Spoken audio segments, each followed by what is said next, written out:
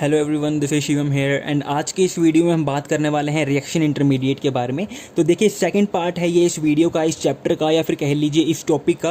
And first part में हमने generally introduction किया था रिएक्शन इंटरमीडिएट के बारे में कि रिएक्शन इंटरमीडिएट होता क्या है, उसकी क्या इंपॉर्टेंस है, कहाँ कहाँ पर हमें रिएक्शन इंटरमीडिएट पढ़ना पड़ता है, कहाँ कहाँ पर रिएक्शन इंटरमीडिएट का इन्वॉल्व होता है या फिर रिएक्शन इंटरमीडिएट यूज़ होता है, एंड कितने डिफरेंट टाइप के हमारे पास रिएक्शन इंटरमीडिएट हमारे सिलेबस में प्रेजेंट है। एंड हमारे पास टोटल मैंने आपको बताया था 6 रिएक्शन इंटरमीडिएट पढ़ने होते हैं हमें, that is carbocation, carb anion, free radical, कार्बिन, नाइट्रीन and benzene.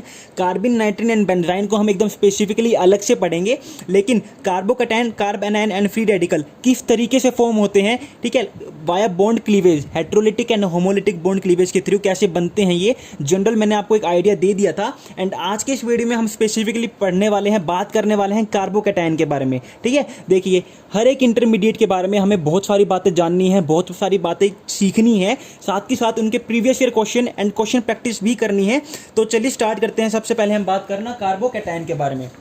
ठीक है, देखिए अगर मैं बात करूं कार्बोकैटायन के बारे में, तो जो जो चीज़ें हमें सबसे पहले सीखनी है, जो समझनी है, वो क्या क्या है, किस किस चीज़ को लेके हम बात करने वाले हैं। तो सबसे पहले फॉर्मेशन ऑफ कार्बोकैटायन के बारे में कि कार्बोकैटायन किस तरीके से फॉर्म होता है, कौन कौन सी रिएक्शंस है जिसके अंदर हम कार्बोकैटायन फॉर्मेशन को देख सकते हैं। इसके बेसिक इंट्रोडक्शन के बारे में कि कार्बोकैटायन आखिर है क्या, इसके अंदर क्या क्या चीज़ें होती हैं, diamagnetic, paramagnetic, electron deficient species है, इलेक्ट्रोफाइल है, न्यूक्लियोफाइल है, हाइब्रिडाइजेशन क्या है, इस चीज़ को लेकर हम बात करेंगे बेसिक इंट्रोडक्शन के अंदर।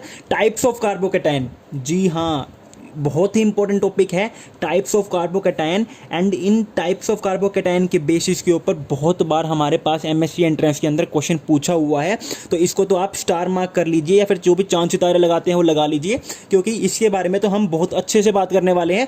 उसके बाद हम बात करेंगे स्टेबिलिटी ऑफ कार्बोकैटायन के बारे में कि कार्बोकैटायन अगर स्टेबल है तो कैसे स्टेबल है, क्या क्या फैक्टर हो सकते हैं उसकी स्टेबिलिटी को लेके, हम किस तरीके से कार्बोकैटायन की स्टेबिलिटी को आपस में कंपेयर करते हैं एंड कंपेयर करके ये बताते हैं कि कौन सा कार्बोकैटायन कम स्टेबल है एंड कौन सा कार्बोकैटायन ज्यादा स्टेबल है। एंड उसके बाद हम बात करेंगे कि वो कौन कौन सी रिएक्शंस हैं जहां पर कार्बोकैटायन फॉर्मेशन इन्वॉल्व होता है।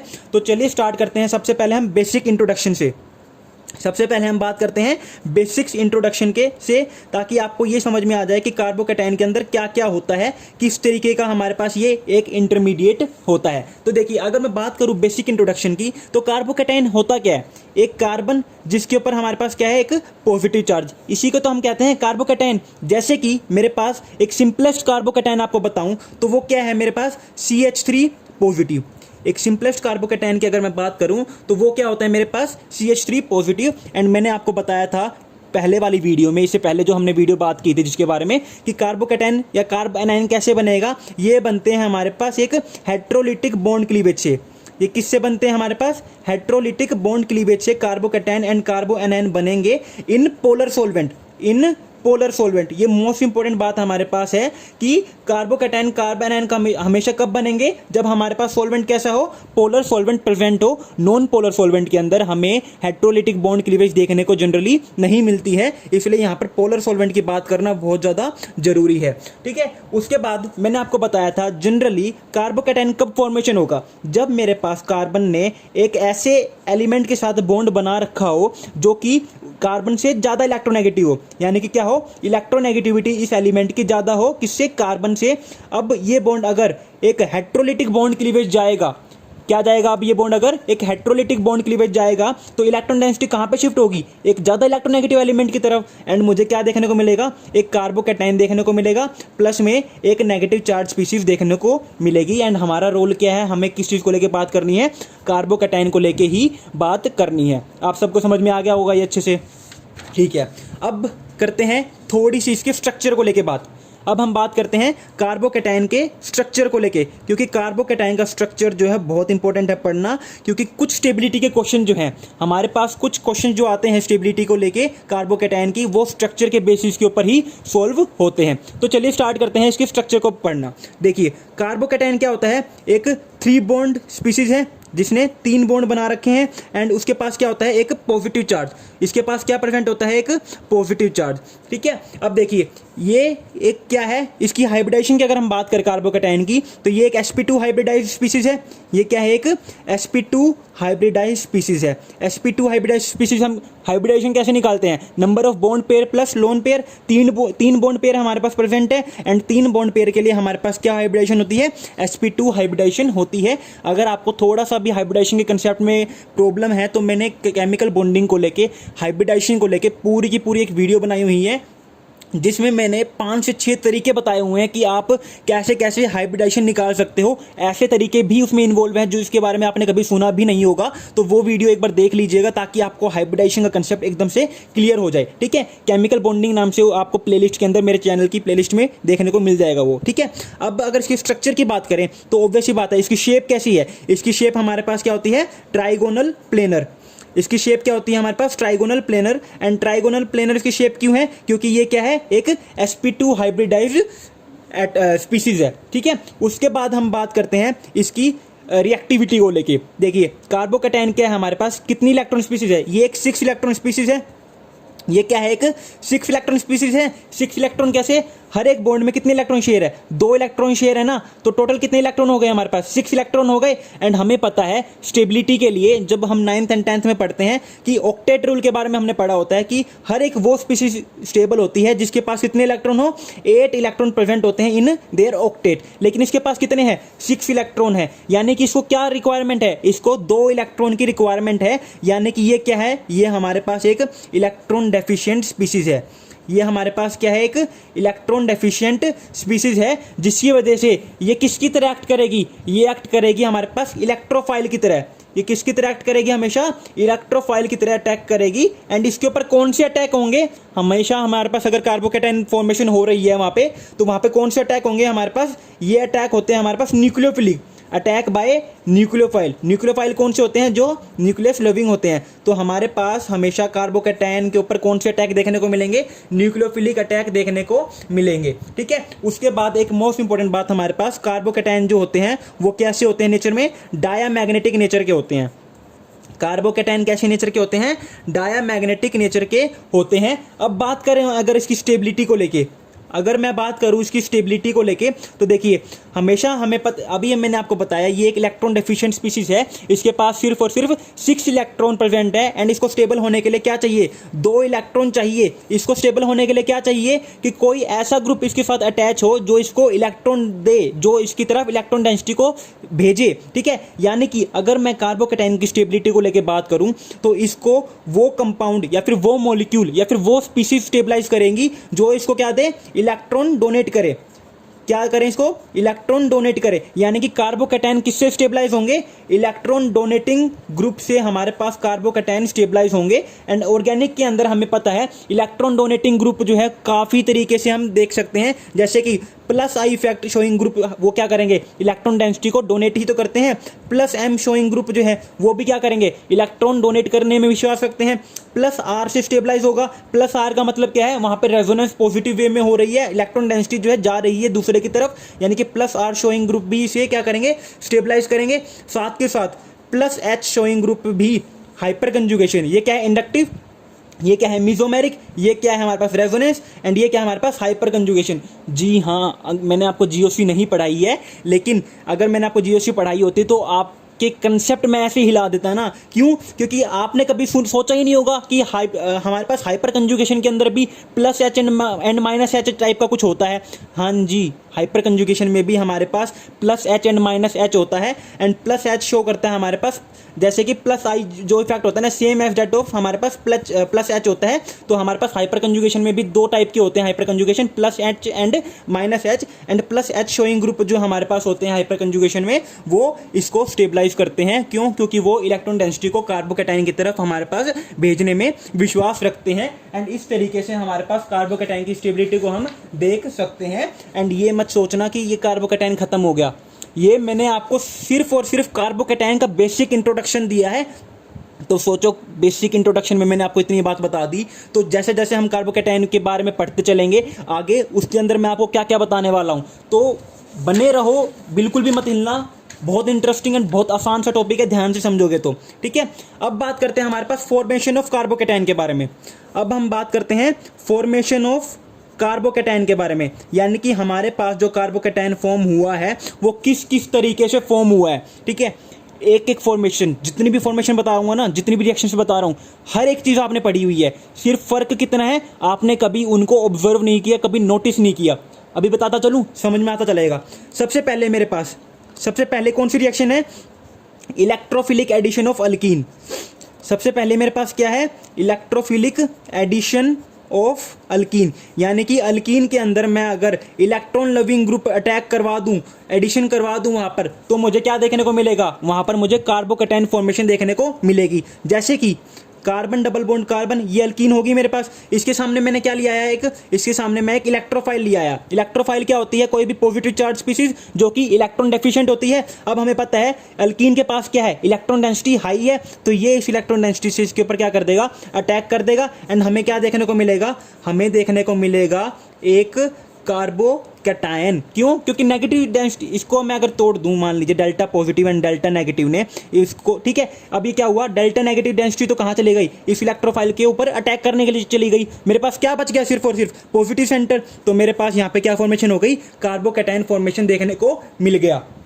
सबको समझ में आया ये कि एक जगह कार्बोकैटायन कहाँ पे फॉर्मेशन देखने को मिलेगा, मुझे इलेक्ट्रोफिलिक एडिशन ऑफ अल्कीन के अंदर कार्बोकैटायन देखने को मिलेगा। सेकंड अगर मैं बात करूं तो सेकंड हमें देखने को मिलता है न्यूक्लियोफिलिक सब्स्टिट्यूशन रिएक्शन के अंदर, न्यूक्लियोफिलिक सब्स्टिट्यूशन रिएक्शन। अब आपको पता है न्यूक्लियोफिलिक सब्स्टिट्यूशन रिएक्शन बहुत टाइप की होती है, दैट इज SN1 हो गया, SN2 हो गया, SN प्राइम रिएक्शन हो गई। एंड आपको ये बात पता होनी चाहिए कि हमारे पास जो SN1 रिएक्शन होती है उसके अंदर हमें क्या देखने को मिलती है, कार्बोकैटायन फॉर्मेशन देखने को मिलती है। कैसी होती है, मेरे पास मान लीजिए एक एल्काइल हैलाइड है, उसके सामने मैंने उसको रिएक्ट करवा दिया एक्वस KOH के साथ, ठीक है। बहुत इंपॉर्टेंट बात है, aqueous KOH and alcoholic KOH। अगर मैं यहाँ पर एक्वस KOH की जगह एल्कोहलिक KOH कर देता ना, तो ये जो है इस रिएक्टेंट की दुनिया बदल देता, हमें प्रोडक्ट ही कुछ और मिल जाता। तो आपको पता होना चाहिए कि एक्वस KOH का क्या रोल है एंड मेरे पास एल्कोहलिक KOH का क्या रोल है। जो एक्वस KOH है वो क्या दिखाता है, मुझे सब्स्टिट्यूशन रिएक्शन दिखाता है, जबकि मेरे पास जो अगर एल्कोहलिक KOH को यूज़ करूंगा तो वो शो करता है हमें क्या, वो हमें एलिमिनेशन रिएक्शन शो करता है। तो आपको हर एक चीज़ का अच्छे से आइडिया होना चाहिए, ठीक है। तो यहाँ पर क्या जाएगा, ये SN1 मैकेनिज्म को फॉलो करता है। एंड क्या होता है, सबसे पहले मेरे पास जो X नेगेटिव की फॉर्म में निकल जाता है एंड R पॉजिटिव बनता है, X negative and R positive बन जाएगा, जिसके ऊपर ये OH नेगेटिव जो है वो अटैक करता है यहाँ पे। एंड हमें क्या मिल जाएगा, ROH देखने को मिल जाता है। एंड इस मैकेनिज्म को हम क्या कहते हैं, SN1 मैकेनिज्म कहते हैं, जिसके अंदर हमें कार्बोकैटायन फॉर्मेशन देखने को मिल रही है। तो दो रिएक्शन आपको समझ में आ गई कि कहाँ कहाँ पे हमें देखने को मिल रही है क्या, कार्बोकैटायन की फॉर्मेशन। अगर मैं नेक्स्ट रिएक्शन की बात करूँ तो नेक्स्ट रिएक्शन हमारे पास क्या है, electrophilic substitution of benzene. Next क्या है मेरे पास, इलेक्ट्रोफिलिक सब्स्टिट्यूशन ऑफ बेंजीन। बहुत इंपॉर्टेंट है, ध्यान दो वर्ड के ऊपर। मैंने यहाँ पर क्या यूज़ किया है, सब्स्टिट्यूशन यूज़ किया है, ना कि एडिशन। इस चीज़ के ऊपर ध्यान दो। बेंजीन के अंदर भी तो हमारे पास अल्कीन बॉन्ड प्रेजेंट होते हैं, बेंजीन के अंदर भी तो हमारे पास क्या प्रेजेंट होते हैं, पाई बॉन्ड प्रेजेंट होते हैं। लेकिन थोड़ी देर पहले जब हमने अल्कीन की बात की थी तो अल्कीन के अंदर हमने क्या देखा था, एडिशन हो रहा था। अल्कीन के अंदर हमने क्या किया था, अभी अल्कीन के अंदर हमने, एक सेकेंड बताता हूँ मैं अभी। अल्कीन के अंदर हमने क्या देखने को मिला था, अल्कीन के अंदर हमने एडिशन किया था, पता नहीं कहाँ चला गया वो पेज, छोड़ो। अल्कीन के अंदर हमने क्या किया था, एडिशन किया था। लेकिन अगर मैं वहीं बेंजीन की बात करूं तो बेंजीन के अंदर एडिशन नहीं होता, कभी भी बेंजीन एडिशन रिएक्शन शो नहीं करती है। क्या शो करती है, सब्स्टिट्यूशन रिएक्शन शो करती है, ठीक है। यहां पर मैंने क्या कर दिया, एक इलेक्ट्रोफाइल ले आया, इलेक्ट्रोफाइल यानी कि इलेक्ट्रॉन लविंग। उसके बाद क्या होगा, ये पाई इलेक्ट्रॉन डेंसिटी है, इसकी तरफ जाएगी एंड हमें क्या देखने को मिलेगा, एक कार्बोकैटायन देखने को मिल जाएगा। हमें क्या देखने को मिलेगा, कार्बोकैटायन देखने को मिलेगा। लेकिन उसके बाद क्या होगा, यहां पर हाइड्रोजन आएगा हमारे पास, यहाँ पर क्या आएगा, हाइड्रोजन। एंड ये हाइड्रोजन जो है यहाँ पर बॉन्ड फॉर्मेशन कर लेगा एंड मुझे क्या देखने को मिलेगा, एक सब्स्टिट्यूशन रिएक्शन एंड इलेक्ट्रोफाइल यहाँ पे अटैच हो जाएगा। क्वेश्चन बच्चों के मन में ये आ जाता है कि बेंजीन ने सब्स्टिट्यूशन रिएक्शन शो करी, जबकि अल्कीन हमें क्या दिखा रही थी, एडिशन रिएक्शन शो कर रही थी इन प्रेजेंस ऑफ इलेक्ट्रोफाइल। ऐसा क्यों? एक बात याद रखो, ऑर्गेनिक के अंदर एरोमेटिसिटी खुदा है, क्या एरोमेटिसिटी को भगवान मानने लग जाओ। अगर कहीं पर एरोमेटिसिटी हमारे पास है तो उससे ज़्यादा स्टेबल चीज़ कोई हमारे पास हो ही नहीं सकती ऑर्गेनिक के अंदर। तो समझ लो एरोमेटिसिटी क्या है, खुदा है। हमें पता है बेंजीन क्या होती है, एरोमेटिक होती है। जैसे ही मैंने क्या करवाया, इलेक्ट्रोफाइल का अटैक करवाया, तो मुझे क्या देखने को मिल गया, मेरे पास जो एरोमेटिसिटी थी वो लॉस्ट हो गई। ऊपर से क्या मिल गया मेरे को, एक चार्ज स्पीशीज देखने को मिल गई, एक चार्ज मॉलिक्यूल, आयनिक मॉलिक्यूल देखने को मिल गया। अब एक बात बताओ, हमें पता है कि एक जो न्यूट्रल मॉलिक्यूल होता है वो हमेशा ज़्यादा स्टेबल होता है किसके कंपेयर में, चार्ज्ड मॉलिक्यूल के कंपेयर में। तो यहाँ पर ये न्यूट्रल भी था, यहाँ पर ये एरोमेटिक भी था, तो इसके पास स्टेबिलिटी का भंडार था। लेकिन ये क्या है, यहाँ पर एरोमेटिसिटी भी चली गई, यहाँ पर ये न्यूट्रल से चार्ज्ड फॉर्म में भी आ गया। तो क्या ये इस फॉर्म में कभी रहना चाहेगा, कभी भी रहना नहीं चाहेगा। तो क्या करता है ये, यहाँ पर ये जो हाइड्रोजन है इसको यहाँ पर ले आएगा, एक तरीके से निकल, ये समझ लो यहाँ पे H नेगेटिव निकल जाएगा, तो यहाँ पर क्या H पॉजिटिव फॉर्म में निकल जाएगा ये। तो यहाँ पर क्या आ जाएगा, negative charge and positive negative के बीच में ही बॉन्ड इंटरेक्शन होकर हमें क्या देखने को मिल जाएगा, एक पाई बॉन्ड देखने को मिल जाएगा। एंड सब्स्टिट्यूशन क्यों हुई है, ताकि हमारे पास जो एरोमेटिसिटी लॉस्ट हुई थी वो दोबारा एरोमेटिसिटी हमारे पास आ जाए, यानी कि सांप भी मर जाए एंड लाठी भी ना टूटे। यहाँ पर क्या हुआ, इलेक्ट्रोफाइल आके अटैच भी हो गया एंड हमारे पास एरोमेटिसिटी भी गेन रही। इसलिए हमेशा बेंजीन एडिशन रिएक्शन शो करने की जगह क्या शो करता है, सब्स्टिट्यूशन रिएक्शन शो करता है। क्यों, क्योंकि एडिशन रिएक्शन शो करेगा तो ये अपनी एरोमेटिसिटी को खो देगा। एंड कोई भी चीज़, कोई भी बंदा अपने पैसों को खोना नहीं चाहेगा, कितना भी अमीर बंदा हो वो हमेशा पैसे बढ़ाने की सोचता है, घटाने की कभी भी नहीं सोचता है। ठीक है, अगर मैं फोर्थ रिएक्शन की बात करूं तो फोर्थ रिएक्शन हमारे पास क्या है, डाईएज़ोटाइजेशन रिएक्शन। फोर्थ हमारे पास क्या है, डाईएज़ोटाइजेशन रिएक्शन के अंदर भी हमें क्या देखने को मिलता है, कार्बोकैटायन फॉर्मेशन देखने को मिलता है। एंड मैंने आपको कहा था ना शुरू में, हर एक वो रिएक्शन बताऊंगा जो आपने पढ़ी हुई है। मैंने क्या कहा था, हर एक वो रिएक्शन करवाऊंगा जो आपने पढ़ी हुई है कार्बोकैटायन फॉर्मेशन में। लेकिन आपने सिर्फ और सिर्फ ध्यान नहीं दिया, आपको सिर्फ और सिर्फ याद नहीं है, आता आपको सब कुछ है। तो डाईएज़ोटाइजेशन रिएक्शन में हमारे पास होता क्या है, हमारे पास क्या प्रेजेंट होता है, एनिलीन प्रेजेंट होता है। और इस एनिलीन के सामने हम क्या लेके आते हैं, NaNO2 in presence of HCl। ठीक है, in presence of HCl। And ये हमें क्या प्रोवाइड करता है आपस में रिएक्ट करके, ये हमें देता है HNO2। ये बात आपको पता होनी चाहिए, मैंने बताई भी थी एक रिएक्शन करवाते टाइम कि NaNO2 प्लस HCl भी गिवन हो सकता है या फिर खाली HNO2 भी गिवन हो सकता है। दोनों सेम ही बात है। क्यों, क्योंकि NaNO2 HCl के साथ रिएक्ट करके हमें HNO2 ही देता है। तो कंफ्यूज मत होना कभी भी डाईएज़ोटाइजेशन रिएक्शन को लेके। एंड यहाँ पर हमें क्या मिल जाएगा देखने को, एक डाइजोनियम सोल्ट देखने को मिल जाता है। हमें क्या देखने को मिलता है, एक डाइजोनियम सोल्ट देखने को मिलता है। एंड आपको शायद पता है ये रिएक्शन क्यों होती है, हम डाइजोनियम सोल्ट क्यों बनाते हैं, क्योंकि बेंजीन हमारे पास कैसी रिएक्शन जाता है, इलेक्ट्रोफिलिक सब्स्टिट्यूशन रिएक्शन जाता है। यानी कि इलेक्ट्रॉन लविंग अटैक रिएजेंट ही इसके ऊपर क्या करता है, अटैक कर सकता है। लेकिन मान लो मुझे इसकी न्यूक्लियोफिलिक सब्स्टिट्यूशन रिएक्शन करवानी हो, तो न्यूक्लियोफिलिक सब्स्टिट्यूशन रिएक्शन करवाने के लिए मैं क्या करता हूं, डाईएज़ोटाइजेशन रिएक्शन करता हूं बेंजीन के अंदर। यहां पर हमें पता है N2 जो है, N2 बहुत ज़्यादा स्टेबल मॉलिक्यूल होता है, यहां पर ये N2 के फॉर्म में निकल जाएगा एंड मुझे क्या दे देगा, एक कार्बोकैटायन फॉर्मेशन करवा देगा। ये क्या है, एक अराइल कार्बोकैटायन है। ये क्या है, एक अराइल कार्बोकैटायन है। एंड अब इसके ऊपर क्या हो सकता है, इसके ऊपर जो है न्यूक्लियोफिलिक अटैक हो सकता है, इसके ऊपर कोई भी न्यूक्लियोफाइल आके यहाँ पे अटैक कर सकता है। एंड डाईएज़ोटाइजेशन रिएक्शन हम इसलिए ही करवाते हैं क्योंकि डाईएज़ोटाइजेशन रिएक्शन की हेल्प से ही हम बेंजीन के अंदर न्यूक्लियोफिलिक सब्स्टिट्यूशन रिएक्शन करवा सकते हैं। अदरवाइज किसी भी तरीके से हम बेंजीन में न्यूक्लियोफिलिक सब्स्टिट्यूशन रिएक्शन नहीं करवा सकते। आपने सुना होगा, अब यहाँ पे न्यूक्लियोफाइल की जगह क्या क्या हो सकता है, H2O हो सकता है, अल्कोहल हो सकता है, ठीक है, साइनाइड हो सकता है, HCN हो सकता है, कुछ भी हो सकता है यहाँ पे न्यूक्लियोफाइल की फॉर्म में। एंड हमें वो न्यूक्लियोफिलिक सब्स्टिट्यूशन रिएक्शन देखने को मिल जाएगी। तो ये थी हमारे पास 4 रिएक्शन। अच्छा पीछे ही था क्या वो पेज पीछे ही था। ठीक है, हमने क्या किया था, एल्कीन के अंदर इलेक्ट्रोफिलिक एडिशन रिएक्शन करवाई थी, लेकिन बेंजीन के अंदर हमने इलेक्ट्रोफिलिक एडिशन नहीं करवाई थी, इलेक्ट्रोफिलिक सब्स्टिट्यूशन रिएक्शन करवाई थी। ठीक है, उसके बाद अगर मैं आखिरी रिएक्शन की बात करूं जहां पर हमें कार्बोकैटायन फॉर्मेशन देखने को मिल सकती है, वो क्या है, इन केस ऑफ एरोमेटिसिटी। अगर किसी भी तरीके से मेरे पास मॉलिक्यूल एरोमेटिक बनता है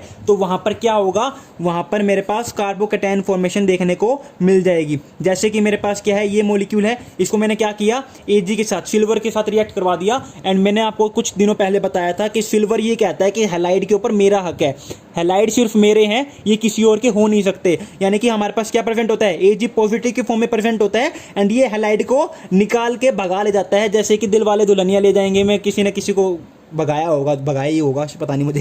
ठीक है, तो यहाँ पे क्या निकल जाएगा, AgCl निकल जाता है एंड मुझे क्या मिलेगा, एक एरोमेटिक सिस्टम देखने को मिल जाएगा। ये एरोमेटिक सिस्टम ही तो है ना, aromaticity, non aromaticity, hetero aromaticity, hetero कह रहा हूँ, aromaticity, anti aromaticity, homo aromaticity, quasi aromaticity, azulene system, ये सभी के सभी मैंने आपको अच्छे से करवाए हुए हैं। एरोमेटिसिटी के बारे में ब्रीफली मैंने आपको प्रीवियस ईयर क्वेश्चन भी करवाए हुए हैं।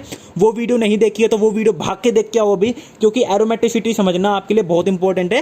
कार्बोकैटायन की स्टेबिलिटी के लिए, कार्ब एनायन की स्टेबिलिटी के लिए आपको एरोमेटिसिटी, नॉन एरोमेटिसिटी के बारे में पता होना चाहिए, क्योंकि उसके बहुत सारे क्वेश्चन जो है वो स्टेबिलिटी के ऊपर ही बेस्ड होते हैं।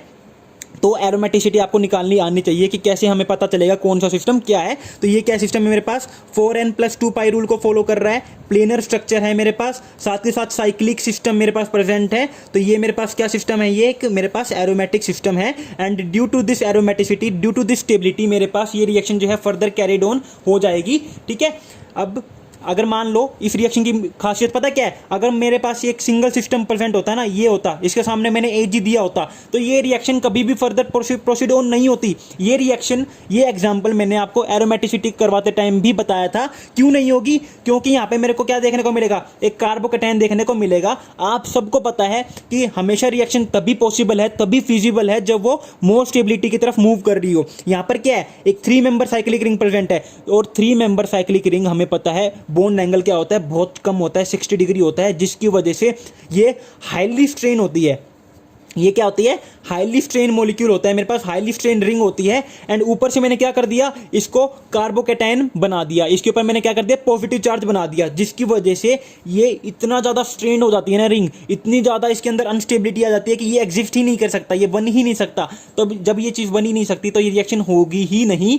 एंड इसलिए हमेशा एरोमेटिसिटी के बारे में आपको पता होना चाहिए, रिएक्शन के बारे में आपको पता होना चाहिए। सो आज की वीडियो में बस इतना ही। कल की वीडियो में हम बात करेंगे कि ऑर्डर ऑफ स्टेबिलिटी क्या होती है कार्बोकैटायन के अंदर, जिससे कि आप एक जनरलाइज आइडिया लगा सको कि हाँ आप किस चीज़ को सबसे ज़्यादा स्टेबल मानोगे एंड किस चीज़ को सबसे कम स्टेबल मानोगे। सो अगर वीडियो अच्छी लगे तो चैनल को सब्सक्राइब करना मत भूलिएगा। एंड अगर कोई भी डाउट रहता है, कोई भी क्वेरी रहती है आपकी किसी भी वीडियो को लेके, तो आप मुझे कमेंट सेक्शन में कमेंट कर सकते हो, या फिर आप मुझे इंस्टाग्राम पे मैसेज ड्रॉप आउट भी कर सकते हो। जो मेरी इंस्टाग्राम आईडी है वो है shivam898। यहाँ पर जाकर आप मुझे मैसेज ड्रॉप आउट कर सकते हो, ताकि आपकी हर एक प्रॉब्लम को मैं शॉर्ट आउट कर सकूँ। So thank you very much, have a good day.